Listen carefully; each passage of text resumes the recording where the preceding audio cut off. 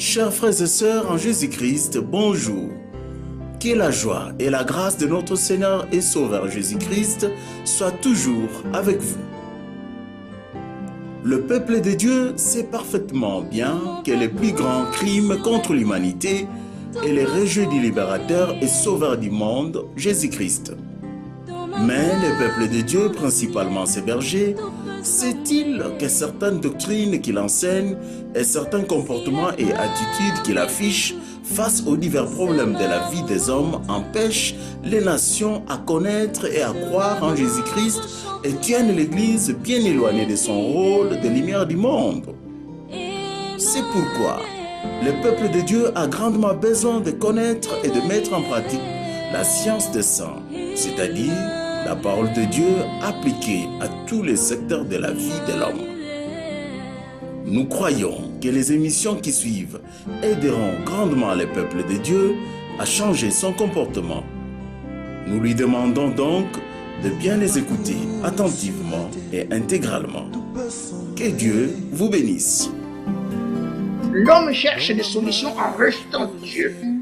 L'homme cherche des solutions à lui en disant non, l'église, ça n'a rien à voir avec l'église, ça c'est non, nous sommes dans la politique, nous sommes l'église, et l'église cautionne le comportement des hommes. Hein? L'église est au milieu du village. Nous avons déjà dit cela. C'est écrit où? Nulle part. C'est de l'invention des hommes, c'est de la philosophie.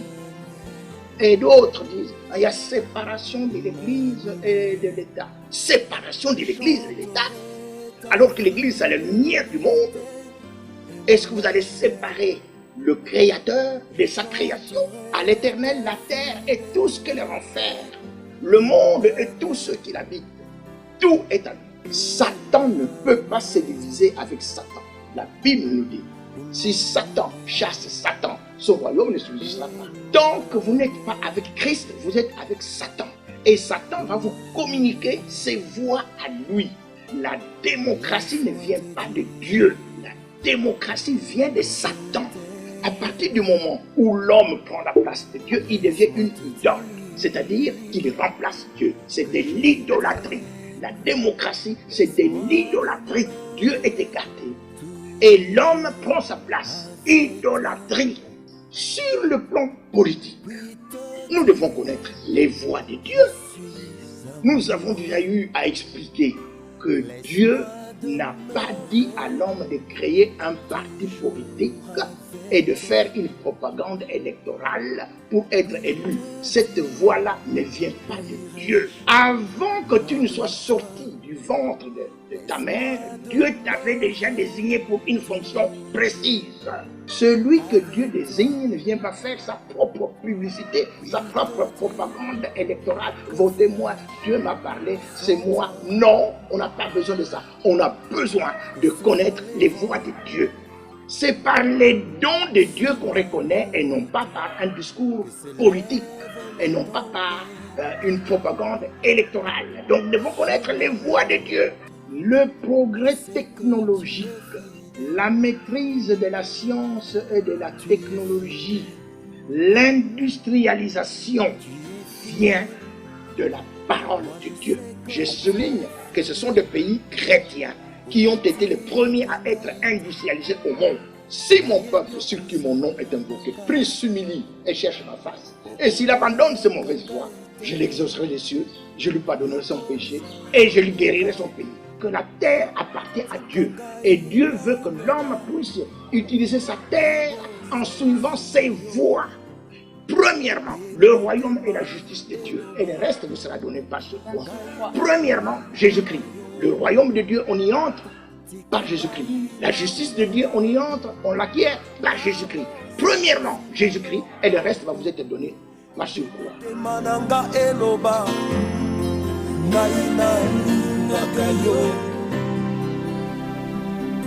Tu es fidèle, je sais que tu es fidèle. Et Salutations à vous tous qui êtes branchés sur nos antennes. C'est un réel plaisir pour nous de vous retrouver une fois de plus dans le cadre de cette émission qui vous édifie, une émission que nous réalisons avec le frère Sébastien Kindidi, à qui j'ai dit bonjour. Bonjour, cher frère.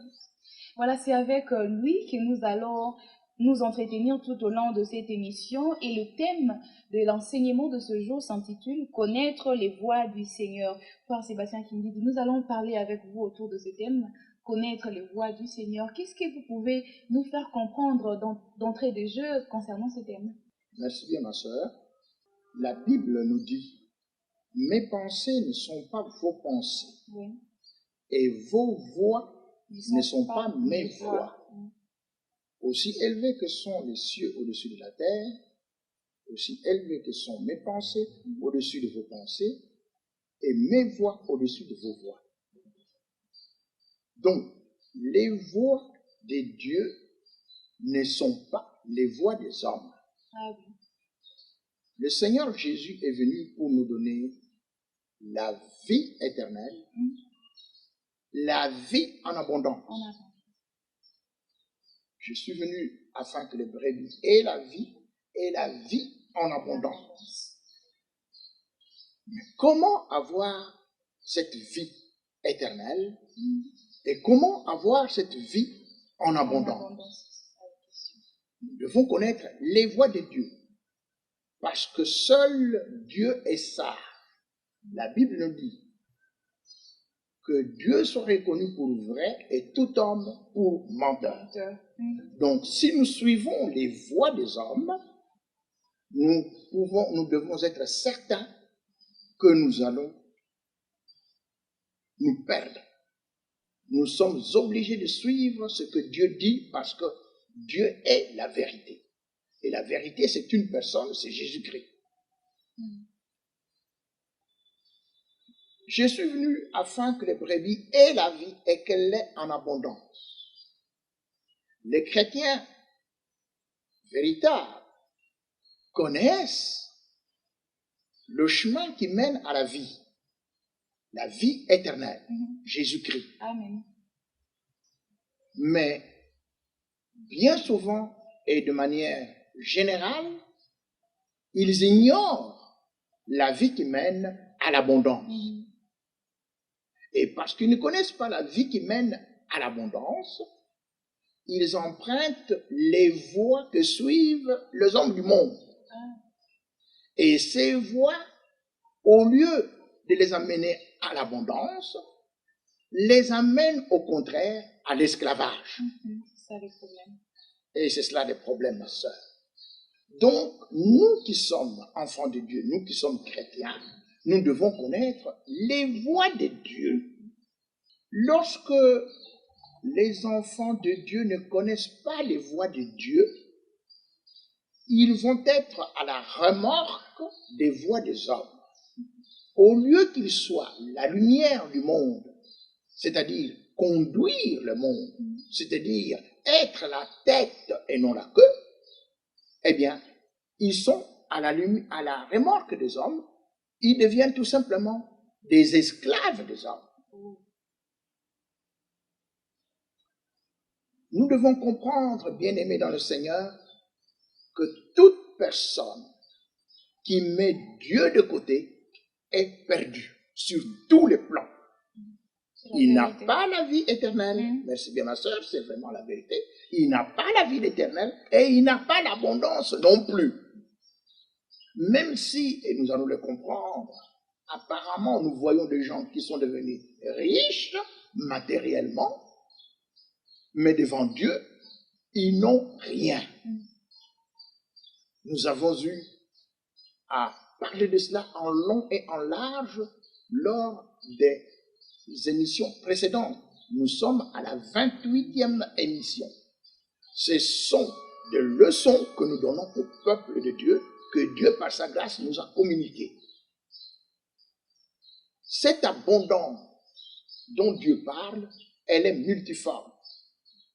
Abondance matérielle, abondance financière, abondance sur le plan de santé, abondance sur le plan de la paix, abondance sur le plan de justice, abondance, abondance, abondance. La Bible dit,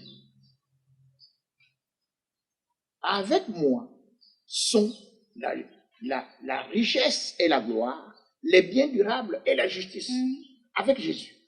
Et la Bible ajoute, nous avons tout pleinement en lui, en Jésus-Christ, qui est le chef de toute domination et de toute autorité. Amen. C'est lui, Jésus-Christ, qui est devenu le chef de toute domination et de toute autorité. Avant de connaître Jésus-Christ, nous étions sous la dépendance des chefs, des hommes, mais qui eux-mêmes étaient sous la dépendance d'autres chefs invisibles, c'est-à-dire qui rendent l'homme esclave. Et tous ces chefs sont sous la domination de l'ennemi, Satan. Nous avons eu à expliquer dans les émissions précédentes que lorsque Satan est venu tromper l'homme au jardin d'Éden pour qu'il tombe dans le péché, pour que Dieu ne puisse plus s'intéresser à lui, eh bien, l'homme obéissant à Satan devient esclave de Satan. La Bible nous dit que toute personne est esclave de celui qui a dominé en lui. Dieu dit, il place l'homme au jardin d'Éden, un jardin où il avait tout, mais avec une interdiction. Ne touchez pas à l'arbre de connaissance du bien et du mal. Satan vient tromper l'homme pour qu'il touche au fruit de cet arbre de connaissance du bien et du mal. L'homme délibère et choisit la voie de Satan. Satan qui lui dit, mange, tu seras intelligent, tu seras aussi intelligent que Dieu. Alors, l'homme choisit la voie de Satan. À partir de ce moment-là, l'homme devient esclave de Satan. Toute personne qui n'a pas reçu Jésus-Christ comme Seigneur et Sauveur est esclave de Satan. Il faut qu'on le souligne. Il est esclave de Satan. Il n'y a pas de façon de vous comporter sur la terre. Ou vous êtes esclave de Jésus-Christ, alors vous devenez libre, parce que c'est lui qui donne la liberté, ou vous êtes esclave de Satan. Et Jésus-Christ est mort à la croix pour que l'homme sorte de l'esclavage de Satan. Pour que l'homme découvre Dieu, connaisse Dieu.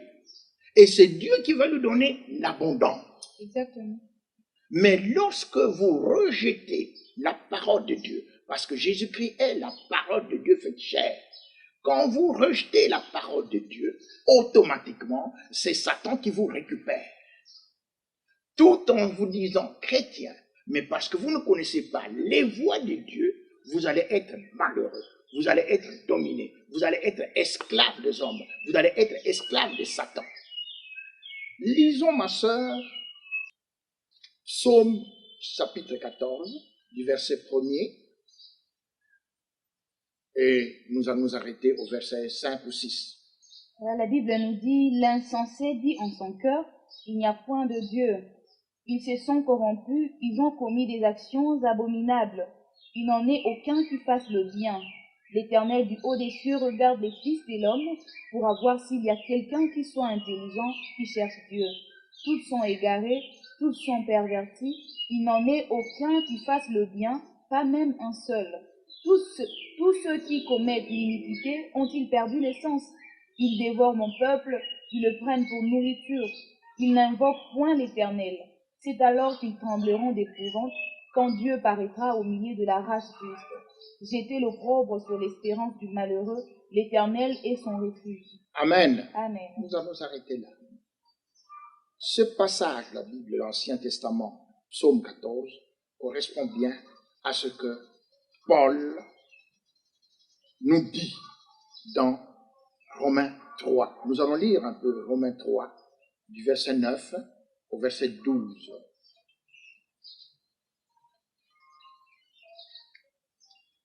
Romains 3, du verset 9 à 12, la Bible nous dit: Quoi donc sommes-nous plus excellents? Nullement, car nous avons déjà prouvé que tous, juifs et grecs, sont sous l'empire du péché. Selon qu'il est écrit, il n'y a point de juste, pas même un seul. Et nul n'est intelligent, nul ne cherche Dieu. Tous sont égarés, tous sont pervertis. Il n'en est aucun qui fasse le bien, pas même un seul. Leur gosier est un sépulcre ouvert. Ils se servent de leur langue pour tromper. Ils ont sous leurs lèvres un venin d'aspic. Leur bouche est pleine de malédiction et d'amertume. Ils ont les pieds légers pour répandre le sang. La destruction et le malheur sont sur leur route. Ils ne connaissent pas le chemin de la paix. La crainte de l'Éternel n'est pas devant leurs yeux. Or, nous savons que tout ce que dit la loi, elle le dit à ceux qui sont sous la loi, afin que toute bouche soit fermée et que tout le monde soit reconnu coupable devant Dieu, car nul ne sera justifié devant lui par les œuvres de la loi, puisque c'est par la loi que vient la connaissance du péché. Nous pouvons lire encore 23, à partir de 23, verset 23 au 24. Voilà, la Bible nous dit: Car tous ont péché et sont privés de la gloire de Dieu, et ils sont gratuitement justifiés par sa grâce, par le moyen de la rédemption qui est en Jésus-Christ. Amen. Amen. Ces deux textes montrent que l'humanité entière, tous les hommes sont perdus, tous les hommes sont pervertis, Oui. tous ont péché, tous, il n'y a pas un seul qui fasse le bien, pas même un seul. Nul n'est intelligent, nul ne cherche Dieu. Ils dévorent mon peuple. Ils viennent avec le langage, mais ils dévorent. Ils prennent mon peuple pour nourriture. Ils ne cherchent pas Dieu.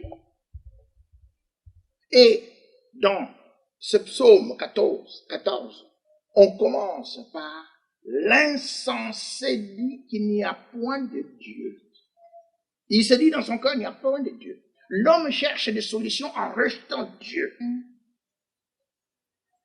L'homme cherche des solutions à lui en disant: non, l'église, ça n'a rien à voir avec l'église, ça c'est, non, nous sommes dans la politique, nous sommes l'église, et l'église cautionne le comportement des hommes. Hein? L'église est au milieu du village. Nous avons déjà dit cela. C'est écrit où? Nulle part.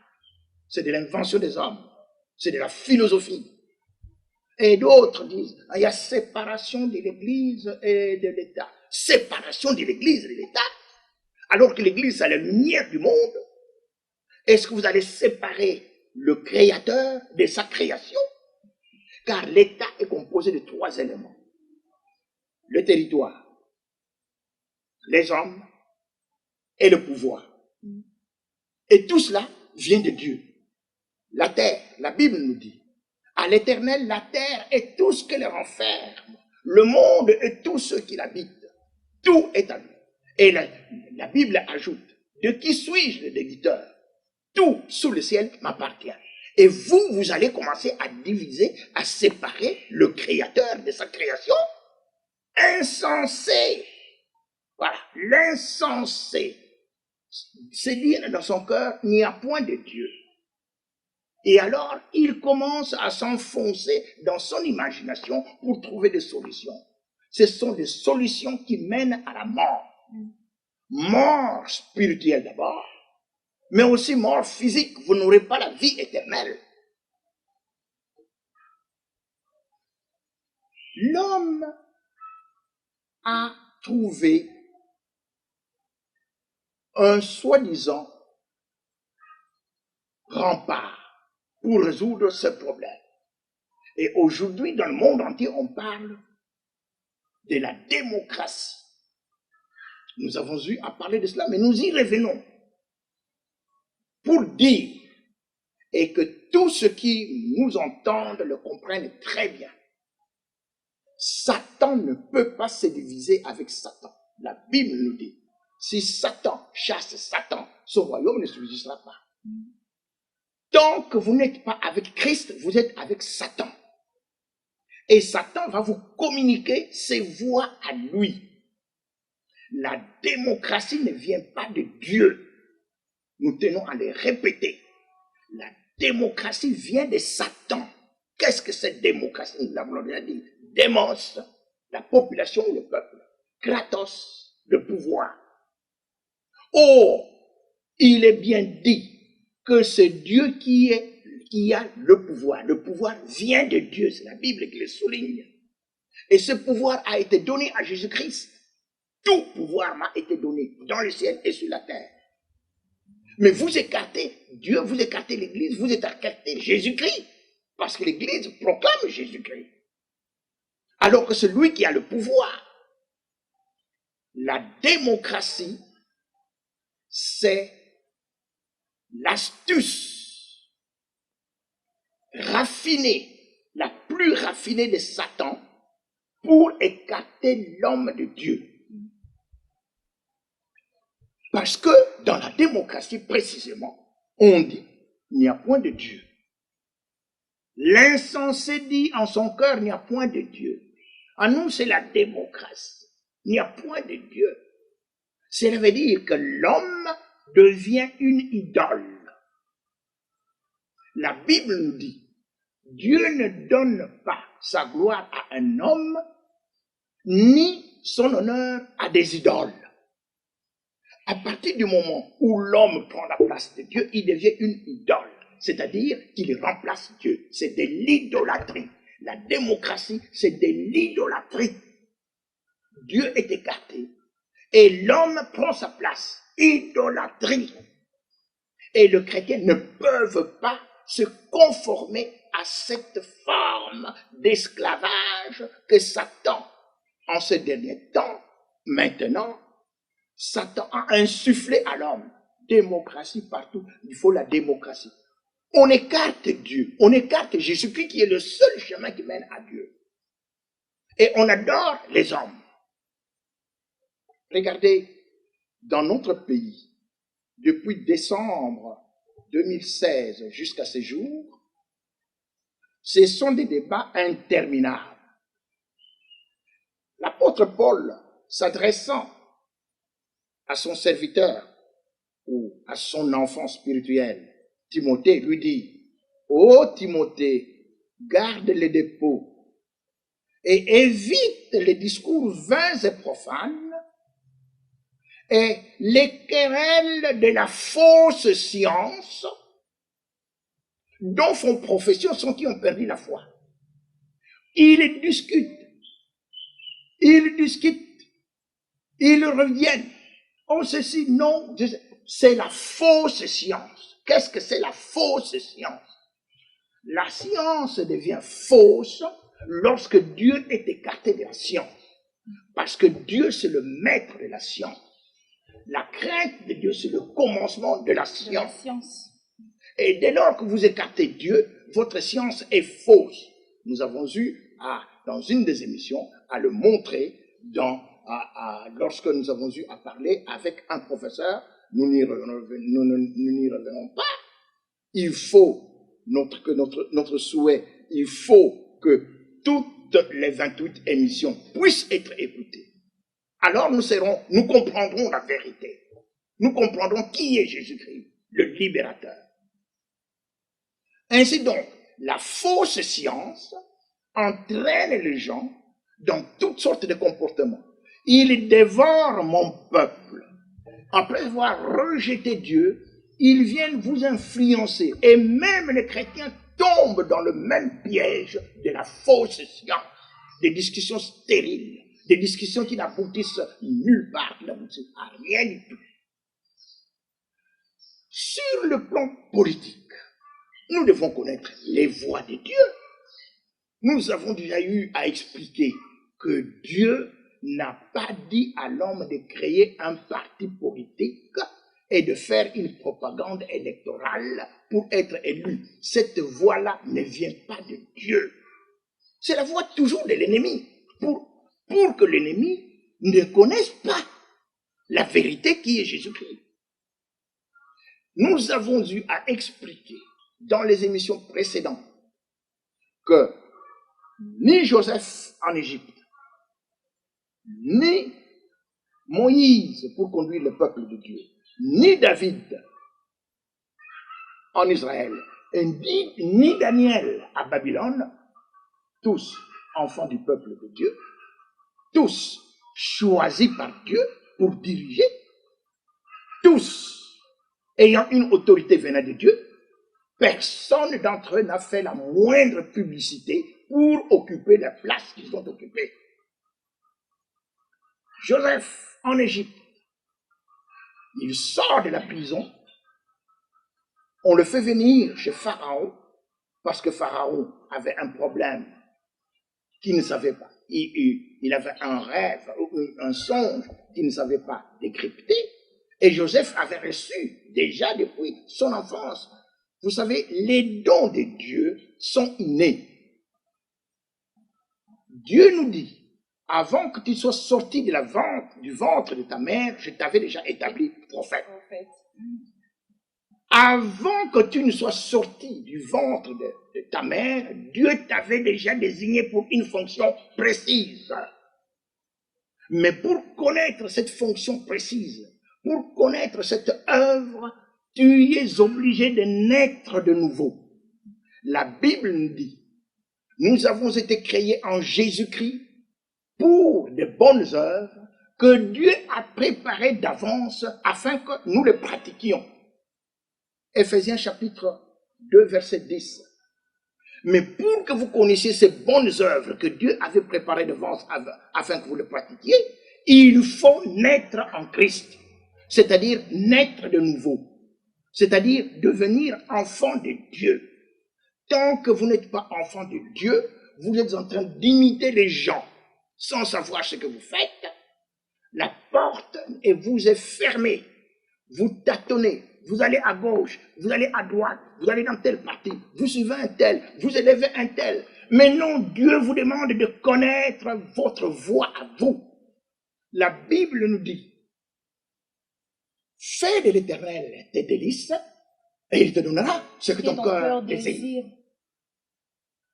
Quel est l'homme qui craint l'Éternel? L'Éternel lui montre la voie à suivre. Oui. Son âme reposera dans le bonheur, et sa postérité possédera le pays. Car l'amitié de Dieu, c'est que il vous informe, Dieu se met à votre disposition, il vous conseille, il vous parle. L'amitié de Dieu est pour ceux qui le craignent. Tant que vous n'avez pas la crainte de Dieu, et la crainte de Dieu, c'est l'Esprit de Dieu en vous. C'est le Saint-Esprit qui habite en vous. C'est celui qui vous donne la crainte de Dieu. Et le Saint-Esprit ne vient habiter en vous que si vous acceptez Jésus-Christ comme Seigneur et Sauveur et que vous vous repentez. Alors le Saint-Esprit vient en vous. Ce Saint-Esprit, c'est Dieu lui-même qui vient habiter en vous. Et nous devenons le temple de Dieu. Et c'est ça le commencement de toutes choses. Si vous n'avez pas cela, ne prétendez pas vouloir résoudre des problèmes. Vous allez faire de la fausse science. Et lorsque Dieu, par son esprit, vous dit de faire ceci, faire cela, c'est individuel. C'est individuel. Les autres ne l'entendent pas. Et les autres vont le découvrir comment? Par ce don-là.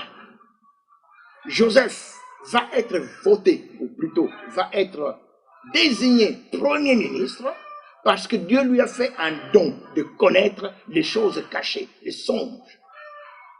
Et les autres reconnaissent que non, cet homme, non. Et il a fait la proposition, Joseph. Écoute, roi, Pharaon, maintenant avec tout ce que je viens de vous dire sur les 7 années de sécheresse et les 7 années d'abondance et les 7 années de sécheresse, choisissez quelqu'un qui puisse construire des silos, construire des hangars pour stocker le surplus de production pendant les 7 années d'abondance. Ce surplus de production vous sera utile pendant les 7 années de sécheresse. Oui. Qu'est-ce que le roi dit? Mais où est-ce que nous irons trouver cet homme-là? Mais c'est vous voulez, parce que c'est vous qui avez l'Esprit de Dieu. C'est vous qui avez l'intelligence et l'intelligence supérieure. On ne fait pas de publicité personnelle. La Bible nous dit, j'enseignerai tes voies à ceux qui les transgressent, et les pécheurs reviendront à toi. Le roi, celui qui est roi, enseigne les voies de Dieu. Celui que Dieu désigne ne vient pas faire sa propre publicité, sa propre propagande électorale. Votez-moi, Dieu m'a parlé, c'est moi. Non, on n'a pas besoin de ça. On a besoin de connaître les voies de Dieu. Alors les autres vont comprendre que ce sont ces voies-là que nous devons suivre. Connaissons les voies de Dieu. On ne vient pas faire sa propre publicité. La Bible nous dit que quelqu'un d'autre te loue et non pas tes lèvres. Un étranger et non pas ta bouche. Proverbe 27:2. Que quelqu'un d'autre te loue et non pas tes lèvres. Un étranger et non pas ta bouche. David, Joseph est loué par les rois et tout ce qui l'entourait. Joseph, fils de Jacob, esclave, sort de la prison et devient premier ministre, sans faire sa propre publicité, mais par le don que Dieu lui a donné. Il épate tout le monde. Nous pouvons passer à Moïse, même chose. Il a fait des miracles, il a fait sortir un bâton, etc. On l'accepte. David, même chose. Il a battu, il a terrassé les géants, Goliath, etc. C'est connu. Daniel, à Babylone, même chose. La statue que le roi avait faite, la statue que le roi avait vue en vision, Daniel donne au roi Nabuchodonosor la signification. Et les autres reconnaissent, non mais cet homme, il a une intelligence autre, non, il a un esprit autre. C'est par les dons de Dieu qu'on reconnaît et non pas par un discours politique et non pas par une propagande électorale. Donc nous devons connaître les voies de Dieu. C'est extrêmement important. Sur le plan politique, nous l'avons dit, les partis politiques ne sont rien. Aucun parti politique ne développe un pays. On fait la politique pour le développement économique et social. Mais aucun parti politique ne développe un pays si ce n'est par l'application de la parole de Dieu. Tous qui ont réussi sur le plan économique et social, parce qu'on fait la politique pour le développement économique et social, tous ceux qui ont réussi ont mis en pratique la parole de Dieu, même sans la connaître. Nous avons eu à expliquer qu'il y a la loi de la conscience qui vous pousse à faire ce que Dieu vous demande de faire. Mais soulignons quelque chose d'extrêmement important. Le progrès technologique, la maîtrise de la science et de la technologie, l'industrialisation vient de la parole de Dieu. Nous allons lire un verset, ma sœur, c'est ce verset-là, capital, qui a été mis en application par tous les pays riches du monde, qu'ils soient chrétiens ou païens. C'est ce verset-là, et nous allons comprendre que les premiers pays industrialisés au monde, ce sont des pays de l'Occident chrétien. Ce sont des pays de l'Occident chrétien. Et ce verset biblique, c'est dans Genèse, vous voyez le livre du commencement, Genèse, nous avons lu ça, ma sœur, Genèse, chapitre 1er, donc c'est tout au début, verset 26, et nous allons nous arrêter à 28. Genèse 1er, le verset 26 à 28, la Bible nous dit, « Puis Dieu dit, faisons l'homme à notre image, selon notre ressemblance, et qu'il domine sur les poissons de la mer, sur les oiseaux du ciel, sur le bétail, sur toute la terre et sur tous les reptiles qui rampent sur la terre. Dieu créa l'homme à son image, il le créa à l'image de Dieu, il créa l'homme et la femme. Dieu les bénit et Dieu leur dit, soyez féconds, multipliez, remplissez la terre et la sujettissez et dominez sur le poisson de la mer, sur les oiseaux du ciel et sur tout animal qui se meut sur la terre. Nous reprenons le verset 28. Dieu vient de créer l'homme. Oui. Et il a créé aussi la femme. Et il leur dit, soyez féconds, Oui. multipliez, Mm. remplissez la terre Oui. et assujettissez-la. Ce verset, Genèse chapitre 1er, verset 28, c'est le verset de l'abondance. C'est le verset de l'enrichissement.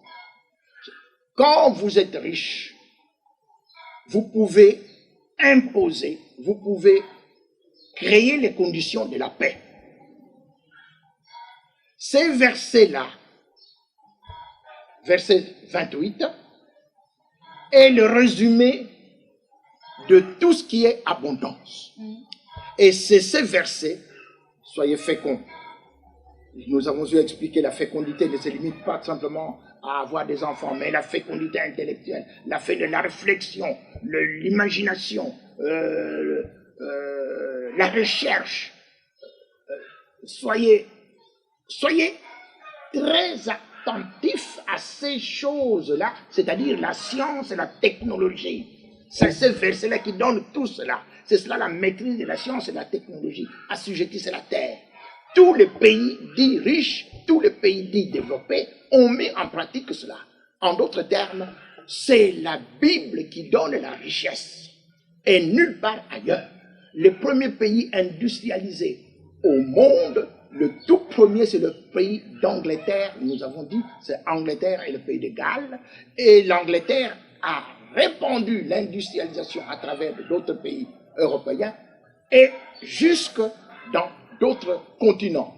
Il n'y a pas que l'Angleterre, il y a eu aussi d'autres pays, bien sûr, chrétiens. Je souligne que ce sont des pays chrétiens qui ont été les premiers à être industrialisés au monde. Et ce sont eux qui ont communiqué au Japon, qui ont communiqué en Chine par l'URSS, parce que l'URSS était aussi un pays, et aussi un pays chrétien. Le christianisme s'est répandu jusqu'au Xe siècle partout, dans toute l'Europe. Eh bien, ce sont ces pays-là qui ont été imités. Ces pays chrétiens. Ça vient de la Bible. Et nous avons eu à dire, à démontrer que l'Angleterre est passée par une période de repentance. 18e siècle, le siècle du serviteur de Dieu, John Wesley. Repentance, il prêche dans des grandes foules, des gens se répandent. Et Dieu, fidèle à sa parole, dit, si mon peuple sur qui mon nom est invoqué, prie, s'humilie et cherche ma face, et s'il abandonne ses mauvaises voies, je l'exaucerai des cieux, je lui pardonnerai son péché et je lui guérirai son pays. L'Angleterre, nous l'avons souligné, est devenue la première puissance industrielle et économique du monde pendant au moins un siècle, tout le 19e siècle, jusqu'au début, jusqu'à la guerre 14-18. C'était l'Angleterre. Dieu est fidèle à sa parole. Donc, si nous voulons trouver des solutions, c'est en partant de la parole de Dieu. Et pour commencer, il faut commencer d'abord par rechercher Jésus-Christ. Cherchez premièrement le royaume et la justice de Dieu. Premièrement, Jésus-Christ. Et le reste va vous être donné par surcroît. Les pays sous-développés, les pays du tiers-monde, et particulièrement l'Afrique, a cherché également les voies et moyens de se développer. Depuis 1980, il y a eu le fameux plan d'action de Lagos, où il est prôné le développement endogène, le développement autocentré. L'accent est mis sur la maîtrise de la science et de la technologie, assujettissent à la terre. C'est la Bible qui le dit. Mais depuis ce temps-là, jusqu'à aujourd'hui, ça fait 37 ans, il n'existe pas un seul pays africain qui ait mis en place cette stratégie de développement endogène. L'on a cru que c'est parce que l'Afrique était le continent qui avait le plus grand nombre de petits pays avec une petite population et qu'il fallait par conséquent construire de grands ensembles économiques. Et on a parlé en l'an 2000 de NEPAD, New Partnership for African Development. Nouveau partenariat pour le développement de l'Afrique. Au lieu de tabler sur un pays, maintenant on prend des grandes zones. Mais ce n'est pas ça la raison pour laquelle l'Afrique ne s'est pas industrialisée. Parce que des grands pays comme le Congo auraient bien pu prendre cette stratégie de développement et la mettre en pratique. L'on a parlé de volonté politique. Nous avons dit non. Il y a des présidents de la République qui ont voulu mettre cela en place. Dans notre pays, nous connaissons le président Laurent Désiré Kabila. Et dans d'autres pays encore, nous pouvons citer Thomas Sankara au Burkina. Ces deux présidents qui ont voulu s'engager dans la voie du développement endogène ont été assassinés. Nous pouvons prendre encore un autre exemple. Le président Julius Nyerere, qui lui a voulu s'engager aussi dans cette voie. Il a fait beaucoup de discours dans cette voie. Mais il n'a pas réussi. Parce que les Occidentaux, ceux qui sont venus avant, la Bible nous dit tous ceux qui sont venus avant moi sont des voleurs et des brigands. C'est-à-dire qu'ils n'ont pas reçu Jésus-Christ, premièrement comme Seigneur et Sauveur, mais ils se sont accaparés de la terre. Ce sont des voleurs et des brigands. Nous tous, lorsque nous cherchions d'abord à nous enrichir, avant de connaître Jésus-Christ comme Seigneur et Sauveur, nous sommes des voleurs et des brigands. C'est-à-dire que la terre appartient à Dieu. Et Dieu veut que l'homme puisse utiliser sa terre en suivant ses voies. Premièrement, le royaume et la justice de Dieu. Et le reste vous sera donné par ce quoi. Premièrement, Jésus-Christ. Le royaume de Dieu, on y entre par Jésus-Christ. La justice de Dieu, on y entre, on l'acquiert par Jésus-Christ. Premièrement, Jésus-Christ. Et le reste va vous être donné par ce quoi. Voilà ce qui doit être enseigné dans toutes les églises. Au lieu de parler d'être au milieu du village, au lieu de parler de la séparation. Non, c'est de l'ignorance de la parole de Dieu. C'est nous qui sommes la tête, c'est nous qui avons l'esprit, c'est nous qui devons éclairer le monde. Alors, qu'est-ce que Dieu va faire quand nous recevons d'abord Jésus-Christ comme Seigneur et Sauveur? Quand nous nous repentons, Dieu est fidèle à sa parole. Lorsque vous vous repentez, vous, pays pauvre, lorsque vous donnez votre cœur à Jésus-Christ, lorsque vous voulez travailler pour le développement, non pas pour l'enrichissement matériel, mais pour l'expansion du royaume de Dieu. Parce que cet enrichissement doit servir à répandre la parole de Dieu. Ce que les autres n'ont pas fait, c'est pourquoi Dieu les traite de voleurs et de brigands. L'intelligence vient de Dieu. Dieu vous dit faites ceci. Mais quand vous faites cela, c'est pour sa gloire. Dieu ne donne pas sa gloire à un homme. Les autres sont accaparés de ses richesses, mais sans rendre compte à Dieu. Ils rejettent Dieu. Devenant riches, il dit Dieu, il n'y a pas de Dieu. Allez voir dans tous ces pays, de tous ces pays dits chrétiens, est-ce qu'on parle encore de Jésus-Christ là-dedans? Non. Pourquoi? Devenant riches, eh bien, Satan les récupère parce qu'ils n'ont pas donné leur vie à Jésus-Christ. Mais qu'est-ce que Dieu va faire maintenant si les pays pauvres se tournent vers lui? Eh bien, Dieu nous dit ceci. Quand Dieu approuve la voie d'un homme, il dispose favorablement à son égard même ses ennemis. Okay? Proverbe 16, 7. Si Dieu approuve votre voie, comment Dieu va-t-il approuver votre voie? Parce que vous travaillez pour lui. Tout a été créé par lui et pour lui. Parce que vous voulez répandre sa parole. Parce que l'enrichissement que vous cherchez, c'est pour répandre la parole de Dieu et non pas seulement pour vous-même. La Bible nous dit que la sagesse du pauvre est méprisée, ses paroles ne sont point écoutées. Donc, Dieu veut que ses enfants deviennent riches pour répandre sa parole à travers le monde. C'est ça le but. C'est pourquoi il nous a rachetés. C'est pourquoi il nous dit, allez, faites de toutes les nations des disciples. La volonté de Dieu est que tous les hommes soient sauvés et parviennent à la connaissance de la vérité. C'est le salut d'abord de l'homme. C'est ça qui intéresse Dieu. Le salut de l'homme. Et si vous cherchez à avoir de l'argent, à être riche, pour que la parole de Dieu, pour que le message divin puisse se répandre à travers le monde, Dieu est d'accord avec vous. Et Dieu va vous soutenir. Voilà. Dieu va être avec vous. Et qu'est-ce qu'il va faire? Il va obliger. La Bible nous dit ceci. Nous pouvons, ma soeur, lire, si vous voulez bien, Ecclésiaste chapitre 2, verset 26. Je crois que comme nous cheminons déjà vers la fin de cette émission, nos téléspectateurs peuvent juste noter et lire à la maison, ce serait mieux. Ok. Dieu dit ceci. Il donne à ceux qui lui sont agréables la science, la joie et la sagesse. Et il donne aux pécheurs à accumuler, à amasser, pour qu'il donne à ceux qui sont agréables. Vous voyez les voies de Dieu? Il prend les choses qui sont à lui et qui sont détenues qui sont entre les mains des païens, mais il les donne à ses enfants pour qu'ils deviennent riches, pour qu'ils répandent la parole de Dieu. Et la Bible nous dit que plusieurs premiers seront les derniers, plusieurs derniers seront les premiers. Frère Sébastien, nous cheminons vers la fin de cette émission. Et si vous pouvez résumer le message pour ceux qui nous ont rejoints un peu en retard, comme ça, ils vont comprendre l'enseignement de ce jour. Merci bien, ma soeur. Primo, Jésus-Christ. Cherchez premièrement le royaume et la justice de Dieu. Le reste, c'est lui qui va obliger les gens à venir vous emmener tout ce dont vous avez besoin. Vous allez maîtriser la science et la technologie, mais vous avez encore beaucoup de choses à apprendre et ce sont des gens qui vont venir, d'ailleurs, qui vont venir le faire. C'est-à-dire que Dieu lui-même, il commande.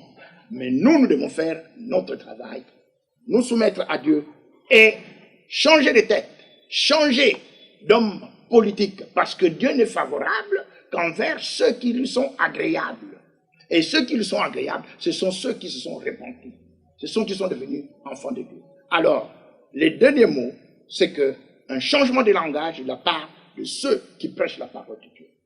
Ne dites plus séparation de l'Église et de l'État. Ne dites plus l'Église est au milieu du village. Non. Vous êtes la lumière du monde, il faut enseigner la lumière. Et dans tous les domaines de la vie. C'est cela qu'on appelle la science des saints. Elle couvre tous les secteurs de la vie. Voilà, nous sommes pratiquement arrivés à la fin de cette émission. Merci pour l'attention particulière que vous nous avez accordée tout au long de cette émission. Je crois que chacun a tiré sa part car ces genres d'émissions font croître notre foi. La Bible nous dit, la foi vient de ce qu'on entend et ce qu'on entend. Voilà, c'est ça la parole même des dieux, la parole du Seigneur. Nous sommes pratiquement arrivés à la fin. Je dis merci au frère Sébastien Kindidi pour l'enseignement de ce jour.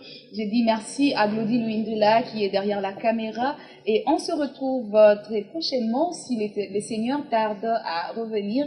D'ici là, portez-vous bien et bonne suite des programmes sur votre chaîne. À très vite.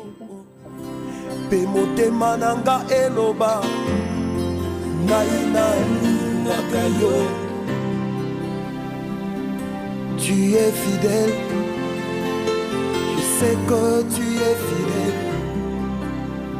Et